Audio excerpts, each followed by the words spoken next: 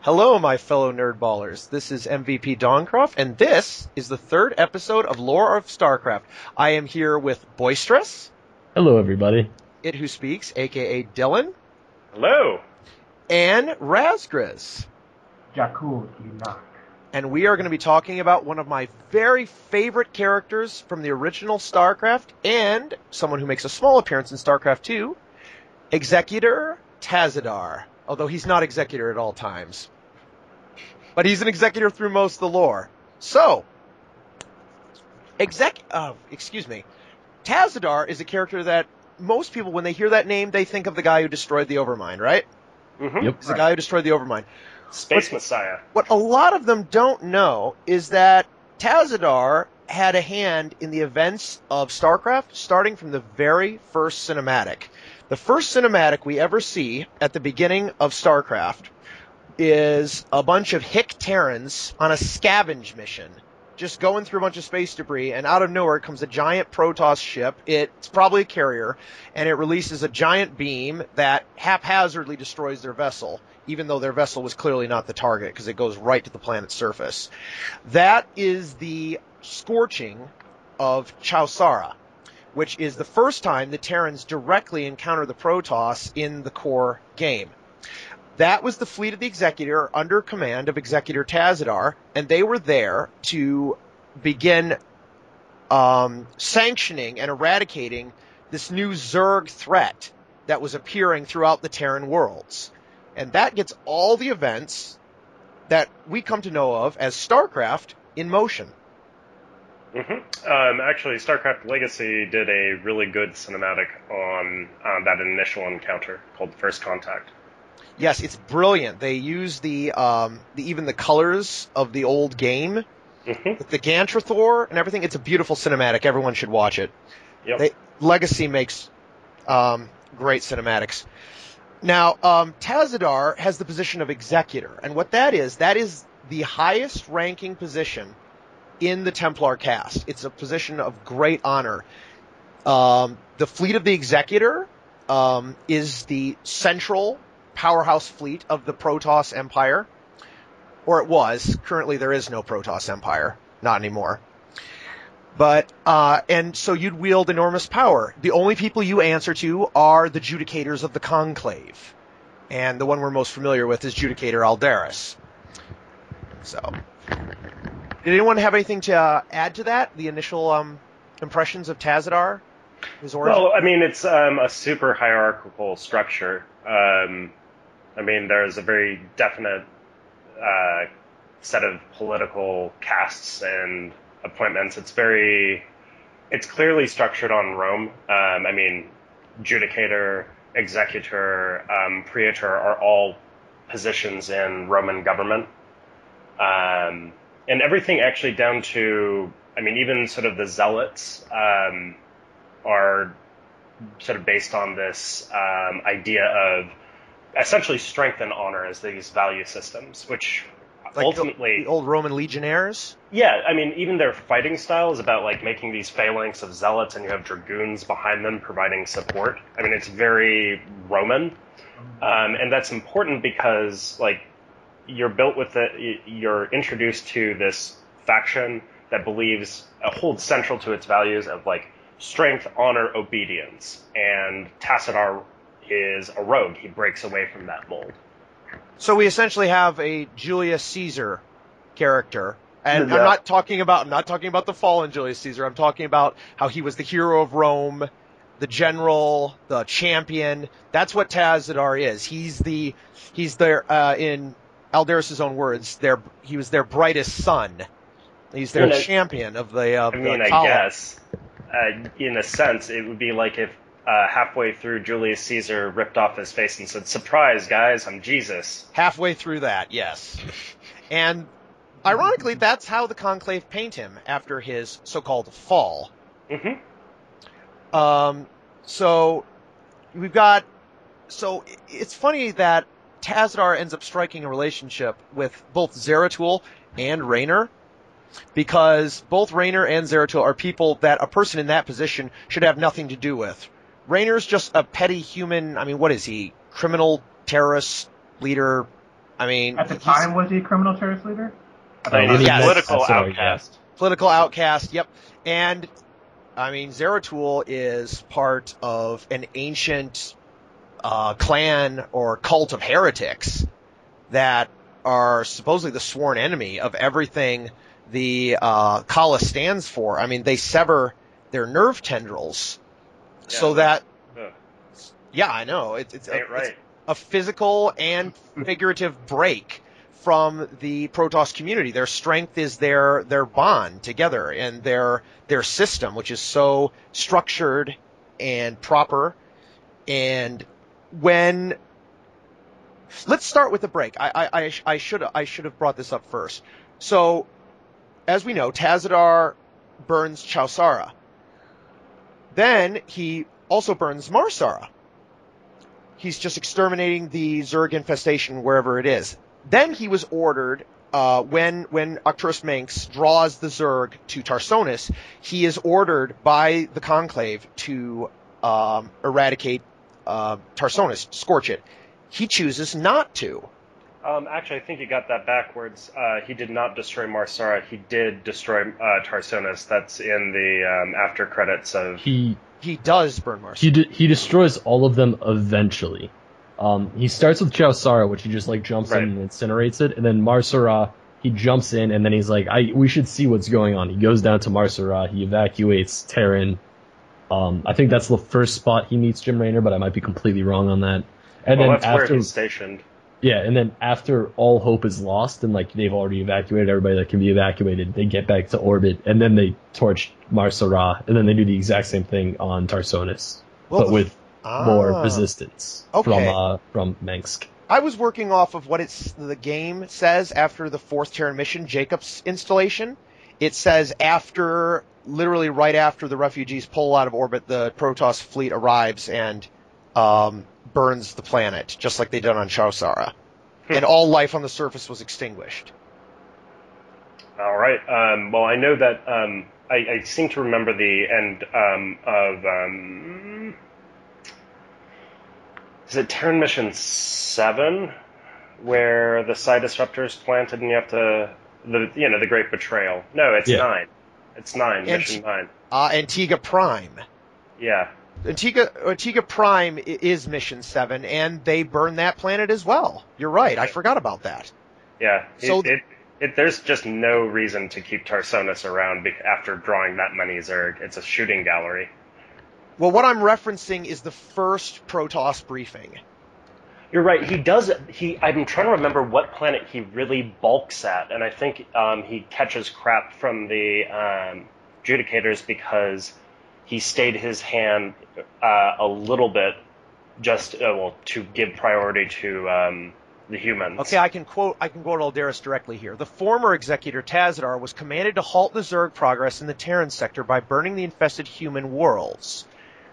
And then he says, unfortunately, he disregarded his orders and attempted to destroy the Zerg while sparing the Terrans from the flame. Right. Clearly, Tassadar has failed us. You, a.k.a. the new executor, must not. Yep. So I guess I was incorrect to assume it was Tarsonis specifically. It's unclear. It's sometime after Chowsara. Yes, because Chowsara was the first. I know he took pity on the pitiful Terran fleet that met him. Or not he took pity, but he was emotionally struck at Chowsara when the little ragtag fleet comes out and's like, hey, stop me. He's just like, thwump. Destroy everything. Yeah, it happens again, and he's like, oh my god, you're pathetic. All right, we're going to help you. Yeah, Chowsara was the central Confederacy outpost in that region, and that was basically, they had their battle cruisers, and the Gontrathor alone was more than a match for them. But, so something transpired between Chowsara and Marsara that made Tassadar have a change of heart and start caring about the lives of the Terrans enough to risk his own men to try to save them. Despite the Conclave's disregard for the Terrans, the Terrans weren't even a factor. They had nothing to do with it. I think he took to heart, he applied to Dune's teachings to more than just Protoss. Oh, expound on that. Yeah, sure. So the reason why Dark Templar hated and it's completely understandable within a cultural context by the Kala. The Nerazim are hated because they reject ultimately the interpretation or the major teaching of Adun, who brought up his species from the Aeon of Strife, where it was literally generations of senseless butchering because no one could empathize with one another, no one could communicate. It was just this bestial, tribal, like, butchering of, your neighbors.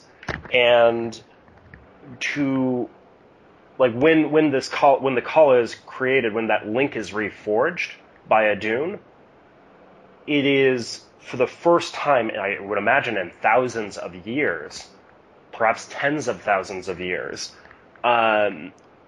where empathy and togetherness is experienced in a very meaningful way. In a sense, love. Adun, in a sense, is in his own way a messiah figure, in that he brings up everyone and sort of shows them that compassion. And the Nerazim, for understandable reasons of their own, they reject that. And that rejection is taken as a grave insult, and frankly, understandably, anathematic. They would sacrifice this peace, this harmony, this bright future because of selfish interests of this sense of independence. It's totally unacceptable. And so, with that is what that sort of sense of togetherness and being part of this greater whole and this we're all in it together is something that Tassadar grows up with his whole life. And so when he sees humans, he, after wiping, effectively committing genocide at the hand, under direct orders, and he sees this happen again, I think something clicks in him. I think he sort of recognizes, okay, these are sentient beings. They have their own connections, and why should they be put down with the monster, with the abominations that are consuming them, that would consume us as well? I have something wonderful to add to that, but first I'd like to give our other two speakers a chance to add their thoughts. Yes, please. Hello? I'm here. Is Voices here? Yeah, I'm here. I mean, what are we adding our thoughts to? Anything that came up. I don't have anything. Oh, man. I'm just absorbing at this point. All right, I'm standing in for the audience. All right, well, my thoughts were, I recall Tassadar's first direct conversation with Kerrigan, how he says, we've met before, I remember your selfless exploits defending humanity from the Zerg. I also know that Protoss are very good at monitoring others. Not only are they psionic, but they're very technologically advanced. I think Tassadar saw, he was witnessing humans, Terrans, close up, probably for the first time. And he saw the selfish acts of people like Jim Raynor, people like Sarah Kerrigan. While, the Confederacy turns tail and runs, those people just trying to help each other stay alive, and it touched him. He saw a connection that he himself could empathize with, and he thought these people are, like you were saying, sentient beings. They have emotion, they have love and compassion. I can't treat them just like infested animals. Who am I? And so his morality and his honor trumped his obligation to the conclave. And he acted upon it. And that's extremely admirable of him. So right from the get-go, he's being portrayed as a hero. As a heroic person who thinks for himself. Which is why he's so brash at the beginning of the Protoss story arc. Yes. He's already made up his mind. He has. And he goes to Char. I imagine he pursues the majority of the Zerg swarm there. And, well, a lot of things are... okay. Let me start over. When Kerrigan is being turned into the Queen of Blades, she's putting out a massive psionic signal. And that draws a lot of curiosities. It draws Jim Raynor, it draws the attention of Arcturus, but it also draws the attention of the Dark Templar under Prelate Zeratul and of the Fleet of the Executor under Tassadar. And we don't know how, but somewhere on Shar they meet, Tassadar and Zeratul. And Tassadar has the wisdom and forthcomingness to listen to Zeratul instead of immediately discounting him in the way his overlords would in the Conclave. And Zeratul, in the midst of this new conflict with the Zerg, they form a friendship. And Zeratul Tassadar submits himself to Zeratul to learn the ways of the Dark Templar, their beliefs and their abilities. And he actually learns to use the powers of the Void alongside the powers of the Kala. I think he's the only one who knows how to do that. He is. I think there's been two. I forget what the other one is. He's the only one that's actually mentioned in the games, but I'm pretty sure that like in some of the side conversations they mentioned that there was a second. Do you know which one by chance? No, I would have to look it up. Okay. I'll spend some time on that. You can try to look it up if you wish. I'm thinking of the what Zeratul said from Protoss Mission 6, that you alone, speaking to Tassadar, you alone have found oneness, completeness beyond the scope of the Kala by, wielding the powers of the Void alongside the powers of your masters. It's quite remarkable. So Tassadar, he's a very, very remarkable individual. He's a hero, and he's both the White Knight and the Rogue at the same time. And that's why I love him so much. There's not much to dislike about him. Adun was the one. Pardon? Adun was the one. Adun was the other one. How fitting. Yeah. Oh, then that definitely seals the sort of messianic image. Yeah. So, It's super prophetic. I mean, he's also, I would just want to go back to what Dancroft said earlier, where, he is also a very Caesarian person. I mean, he is like the major army head of the Caprulu Expeditionary Fleet, and I'm sure somebody's gonna throw flack at you for that, Dancroft, but like it's not really explained whether it's the Fleet of the Executor or the Caprulu Expeditionary Fleet. It's called both names. Yeah. But I just want to clear that up for anybody that's wondering. And basically, like, he goes out and he just absolutely annihilates things. But as he is, on this great war path, he learns of the things he's killing. And then when he gets back to Ire, he is like, this is wrong. What we're doing is wrong. All of you guys need to stop. You haven't been on the front lines. So both Adun and Tassadar emerge at a time when the Protoss are at a serious moral pivoting point. Something has to change. A major change has to occur in their way of thinking, their beliefs, their whole culture. Yeah. And they're kind of one and the same. They fulfill the exact same messianic role, just like you were saying.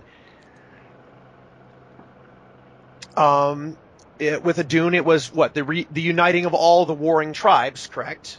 Yeah, it was the end of the Aeon of Strife. Okay, the end of the Aeon of Strife. And Tassadar marks the end of the Great Schism, which is the separation between the High Protoss, the Kalai, or the High Templar, depending on how you want to look at it, and the Dark Templar. Nerazim. The Nerazim, yeah, that's a more appropriate term, because Dark Templar is warrior. It's kind of a term that gets thrown around. So it's the Nerazim and the Kalai? Mm-hmm. Okay, so the Nerazim and the Kalai.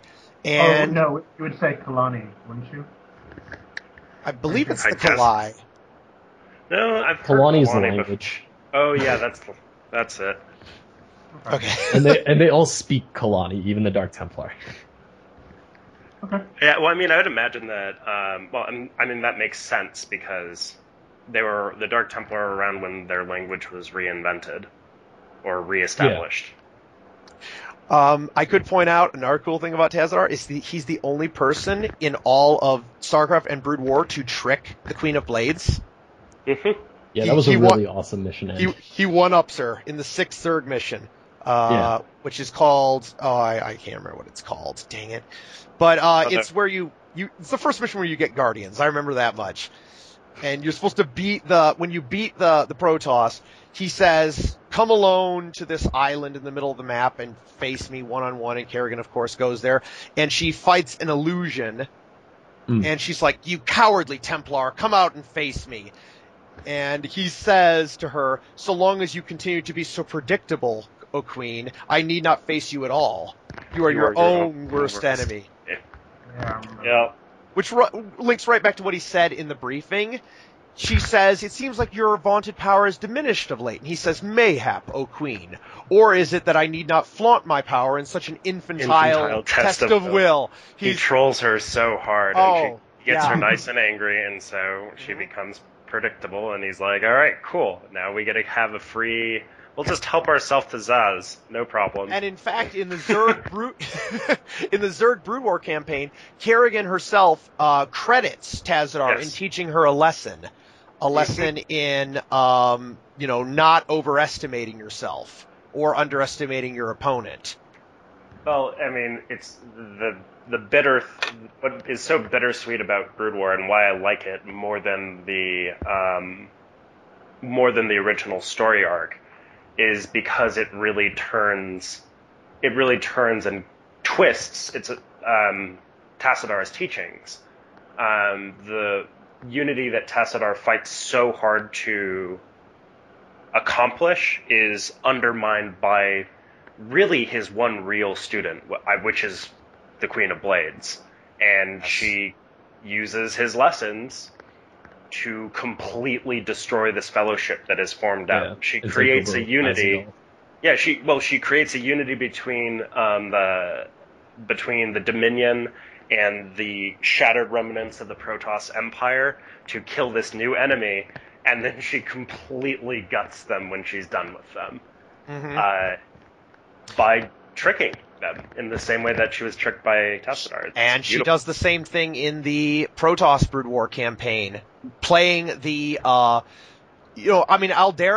Nobody likes Aldaris. No one likes Aldaris. But for once in Protoss Mission 7, when he's right. He turns against the Dark Templar because they've allied with the Queen of Blades, and for once he was right. He's like, you guys are fools to trust her, and I'll have no part of this. And she plays off it, and she becomes like the dark student of Tassadar. It's quite remarkable. I'm so glad you pointed that out. Judas ain't got nothing on Kerrigan.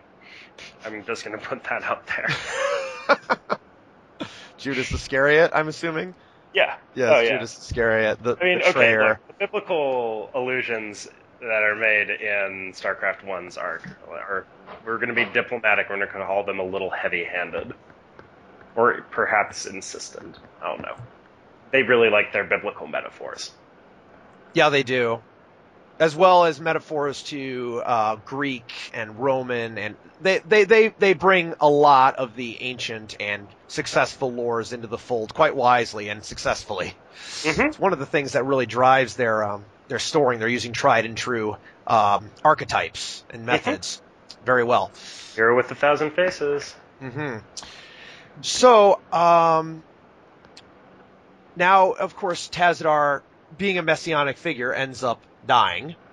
He ends up sacrificing himself in many ways. He sacrifices so much. He goes off about it. He says when he surrenders to the Conclave on Ire, because he cannot stand seeing his brethren slaughtering each other. Mm-hmm. Even though it was necessary, even though the Conclave was wrong, he's protecting the Dark Templar. It gets to the point where he says, just stop, I can't take this anymore, I surrender myself to the Conclave's judgment. That's actually a direct parallel to Jesus Christ. Yep. Yeah, because Jesus Christ actually waffles a bit in the New Testament about whether, he tells his disciples at some point to bring their swords and meet him at the top of a hill. Later, it's like, all right, let's not do that. It's really interesting because it's, you're fighting. It's like any radical. Ultimately, you have to determine whether or not to use violence and whether to work within the system that you're trying to change or to overthrow it and install something else that will hopefully be better. Well, Jesus Christ had been predicting his death for the many months leading up to that. He'd been saying that the Son of Man would die and such. But that Tassadar wasn't doing quite that. I wasn't going that far. Well, Tassadar I'm actually going to disagree. Tassadar, while he doesn't directly foreshadow his death, he very much puts it out on the line where, like, I am willing to go all the way for this. I don't give a damn about my health. I don't give a damn about my reputation. I have made this choice. I will give up everything, including my life, for the children of Ire. When he submits himself to the Conclave's judgment, Eldaris kind of chastises him, and he says, I've sacrificed anything for this. I've sacrificed my honor, my rank, everything. Rune has something to say. I got this. Tassadar of the Templar, by your actions you have severed yourself from the mercy of your brethren.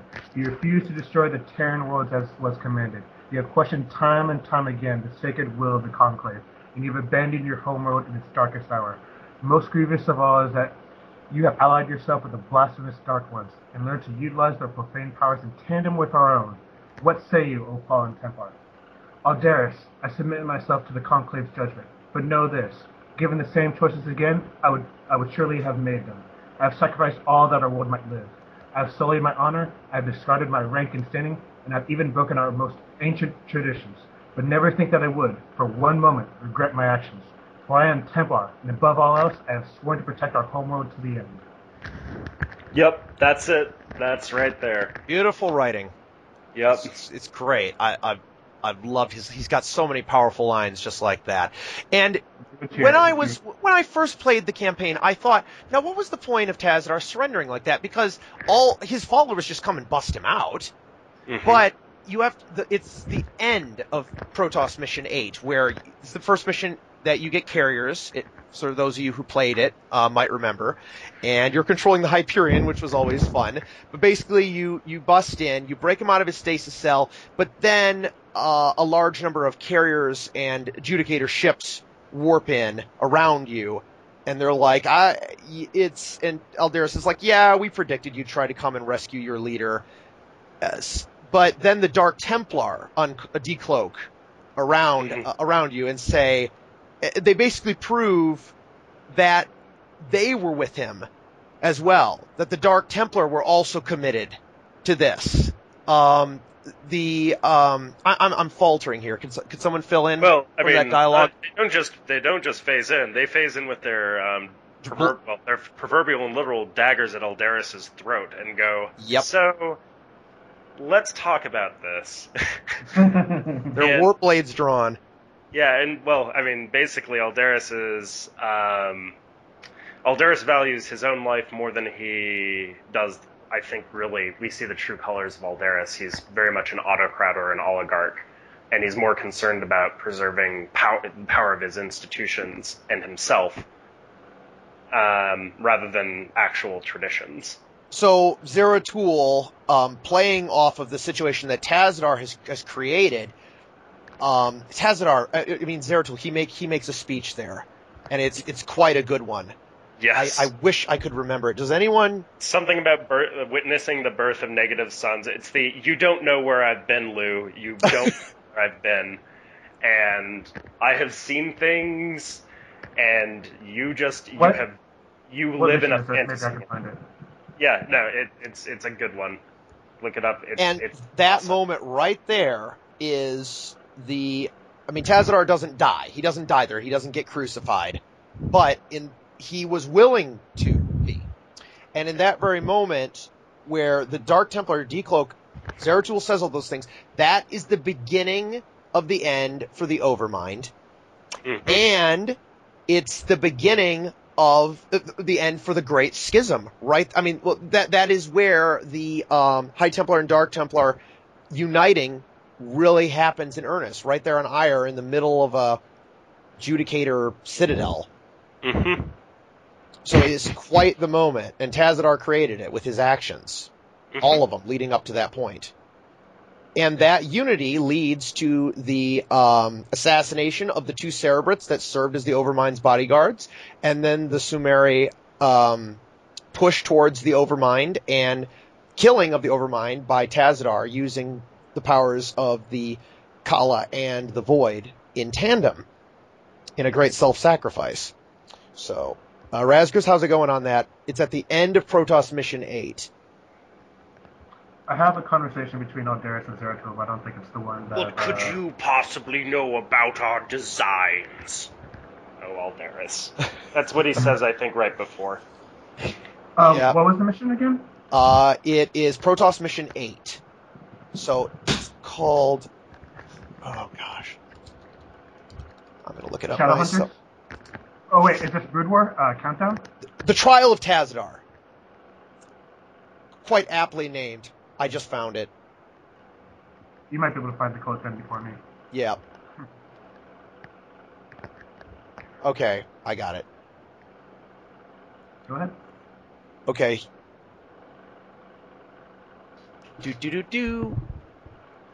Aldaris is doing his typical speech about how even though the Dark Templar are there, they're going to die with these traitors. And Zeratul says, "Are you truly so blinded by your vaunted religion that you cannot see the fall ahead of you?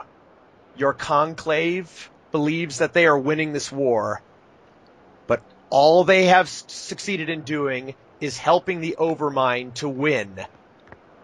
And he says, and Aldaris says, "What could you possibly know about our designs, blasphemer? You speak of knowledge, Judicator. You speak of experience. I have journeyed to the darkness between the distances of the most distant stars." I screwed that up a little bit. "I have beheld the birth of negative suns and borne witnesses to the entrophies of entire realities. I remember this part. Unto my experience, Aldaris, all that you have built here on Ire is but of a fleeting dream.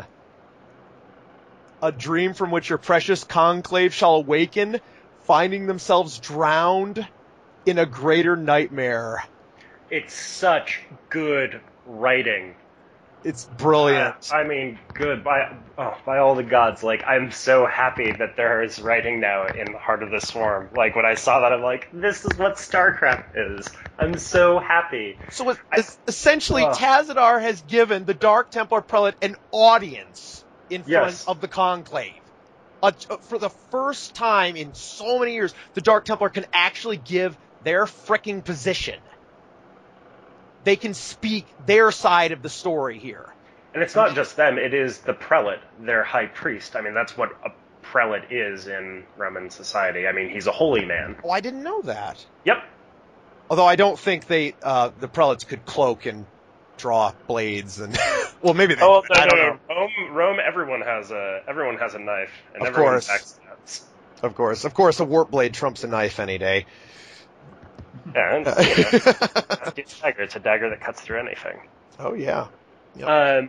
But no, I mean, it's actually really important prelate is really important because he is talking, everything else is sort of a secular position. It's a secular government, even though, there's all this divine mumbo-jumbo going around, but the thing is, like, there's real, honest-to-goodness, like, spiritual wisdom being dropped by Zeratul and that, and he's like, "Hey, yeah, I'm absolutely. sorry. I see that your proverbial phallus of authority is long, but I'm going to upstage that in such a profound manner that you are going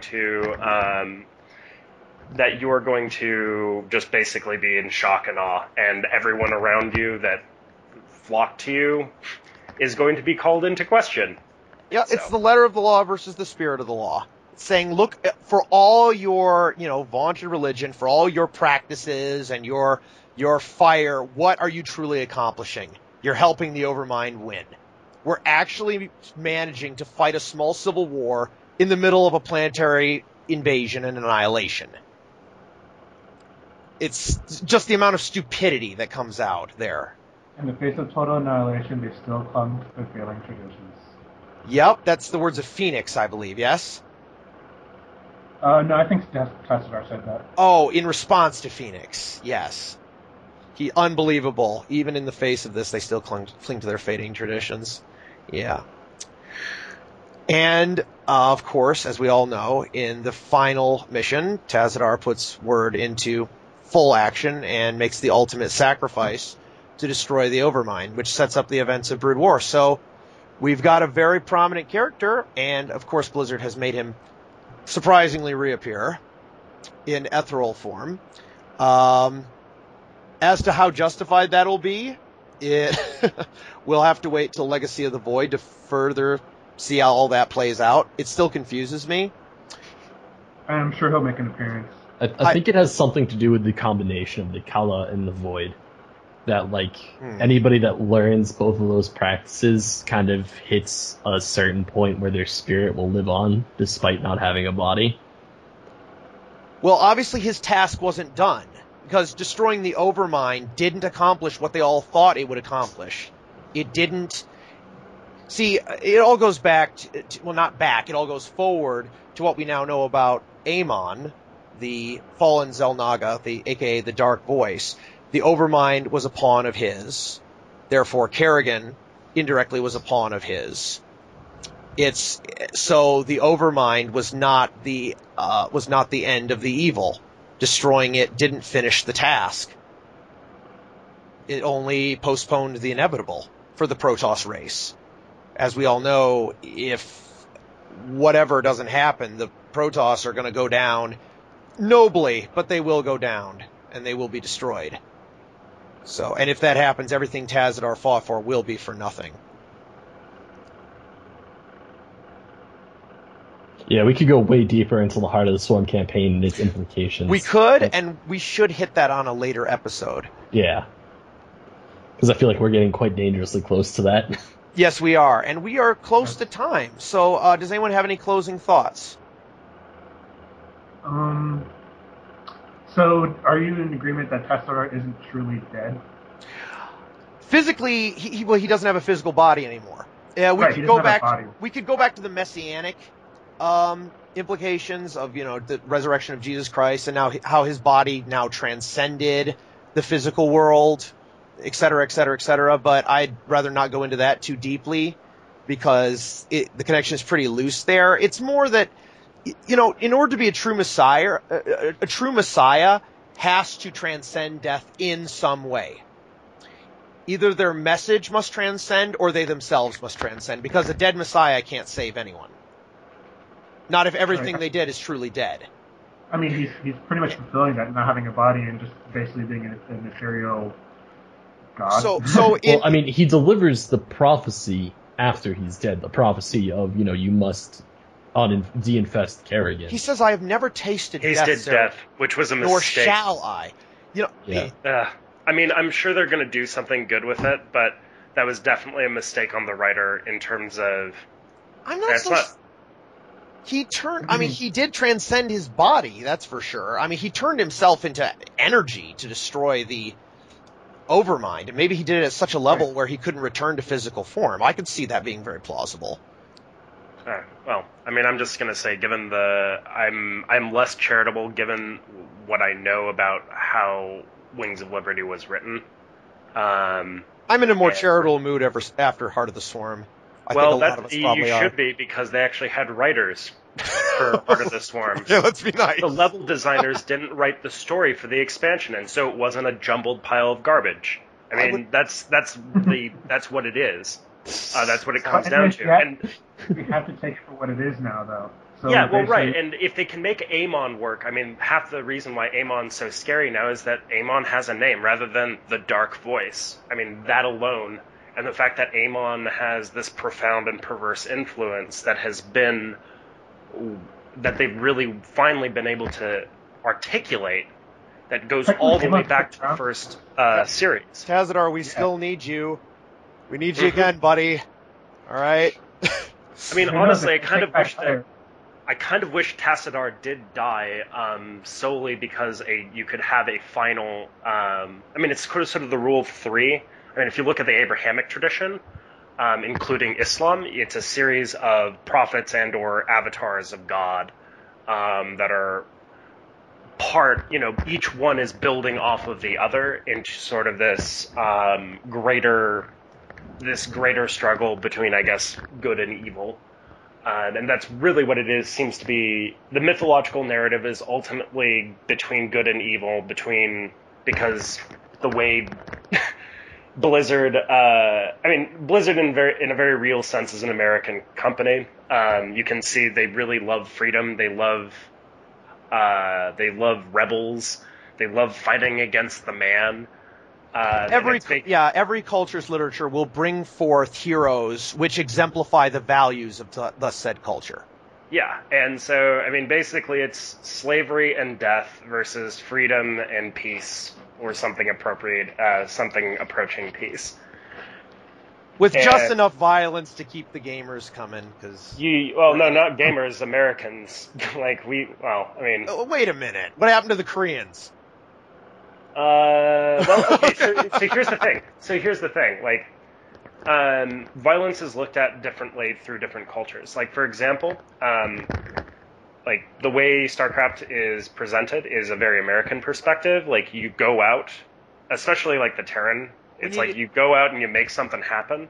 Whereas even if you're just to go across the sea and go to the UK, one of the big reasons why Warhammer is so popular over there is because the experience of the Imperium of Man, this human empire that is beset upon all sides by xeno threats and is slowly losing ground, is much more in keeping with the cultural memory of the Blitzkrieg. And that's actually what a lot of British people have told me while I was over there. We could make a whole show about that, but I think we're getting a little off topic. That's Tassadar. just a little bit. So to wrap it up, I'd say Tassadar equals good character, because I would say so. Yeah. I would go with Tassadar 2016. Tassadar for president. I would back him to the economy. I would back him all the way. I would back him all the way.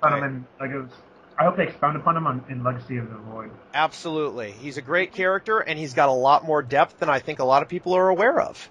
And hopefully this show brings a bit of that to it, along with some nice rabbit trails. Thank you. I'm just as guilty. I do that as well. So, Razgriz Boisterous, any final thoughts? Dylan as well? No, good. I shared mine. I'm good.